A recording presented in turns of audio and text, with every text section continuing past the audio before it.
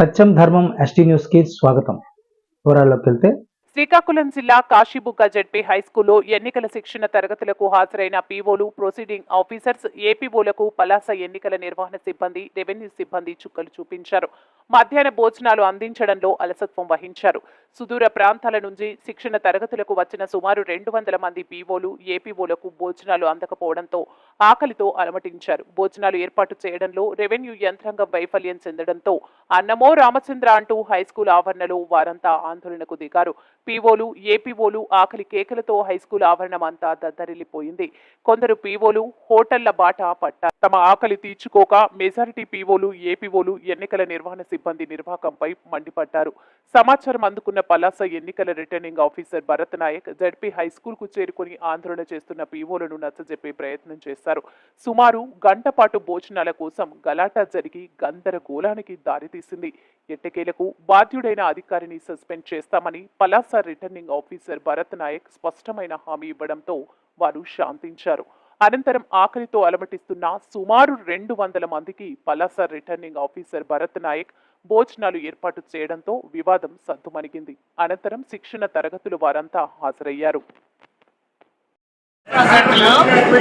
ఒక్కబోతలో training పెట్టారు. ఎవరికి కూడా సాటిస్ఫాక్షన్ లేదు. పైగా భోజనాలు కానీ, మంచినీళ్ళు కానీ సరైన సదుపాయాలు కల్పించడంలో పూర్తిగా విఫలమయ్యారు. సుమారు 200 మందికి పైగా భోజనాలు లేక ఇప్పటికీ ఆకులు పట్టుకొని నిల్చొని ఉన్నారు. అలాగే మంచినీళ్ళు కూడా, వాటర్ బాటిల్ కూడా సప్లై చేయలేని స్థితిలో ఉన్నారు. అలా చేతకానప్పుడు ఇక్కడ సెంటర్ని క్యాన్సిల్ చేసుకుంటే మా మండలాల్లో పెట్టుకోండి, మాకు భోజనాలు కూడా పెట్టొద్దు, మేము స్వచ్ఛందంగానే సర్వీస్ చేస్తాం. కానీ ఇటువంటి నిర్బంధాలతో, ఇటువంటి ఇబ్బందులతో, భోజనాలు లేకుండా ఆకలితోని ఈరోజు నేను షుగర్ పేషెంట్ను పడిపోయే స్థితిలోకి వచ్చినప్పటికంటే ఎక్కువ ఇచ్చేశారు. కాబట్టి ఈ నిర్లక్ష్య ధోరణి అనేది ఈ రెవెన్యూ సెట్ ఇప్పుడు ఈ రోజే కాదు సార్, ప్రతి ఎలక్షన్ లో కూడా ఇదే సిస్టమ్ గా అవలంబిస్తున్నారు. అలాగే ట్రైనింగ్స్ అనేవి కూడా ఎప్పుడు కూడా ఇంత ఘోరంగా ఇన్ని ట్రైనింగ్లు అనేవి లేవు.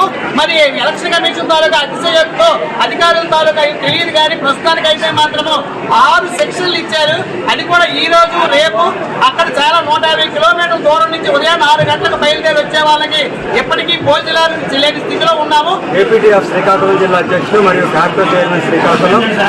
ముఖ్యంగా ఈరోజు ఈ పలాసలో ఇంత సుమారు 43-44 డిగ్రీల ఎండ వేయడంతో పాటుగా ఇక్కడ అధికారులు ఇక్కడ ఏం చేశారు, కనీసం ఇక్కడ మంచినీళ్ళు కూడా ఇవ్వనటువంటి పరిస్థితి.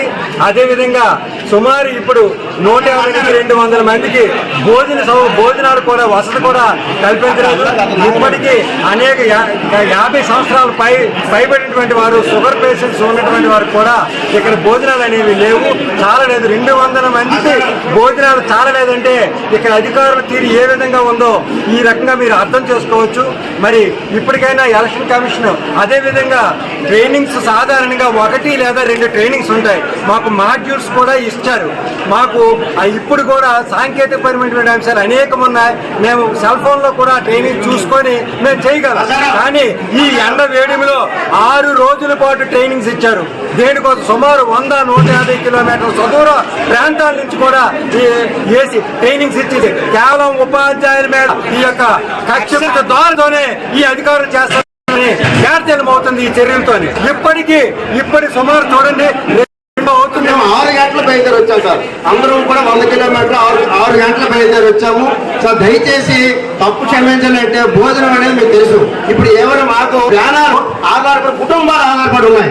ఎవరైనా బీపీ షుగర్తో ఏమైనా జరిగితే 20 లక్షలు ఇవ్వచ్చు, మీరు 50 లక్షలు ఇవ్వచ్చు, ప్రాణాలు తేలేరు.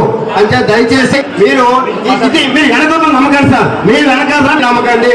మాకు అర్థమైంది, మీ క్వార్టరే మాత్రం కరెక్ట్ లేదు.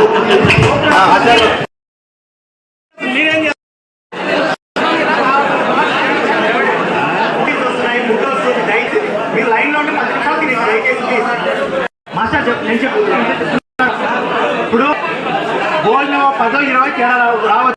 దయచేసి బాడీస్ వస్తే మీరు కూడా దయచేసి ఫుడ్ తినండి ప్లీజ్. ఈ బాయ్కాట్ లాంటివి ఆలోచించకండి. ఈరోజు ఆల్రెడీ జాగ్రత్త తీసుకున్నాం, ఇంకా జాగ్రత్తగా అయిపోయి మనంతా కూడా చేయవలసిన గొడవ కూడా చేసాము. మిగతా 3 రేపు 9వ తారీఖు 12వ తారీఖు సరైన సౌకర్యాలు లేకపోతే ఎంతకంటే ఎక్కువగా మనం ఇవ్వాల్సి వస్తుంది. కాబట్టి ఇప్పుడు ఈ రోజుకి సార్ కూడా తప్పు అయిపోయింది అన్నారు. కాబట్టి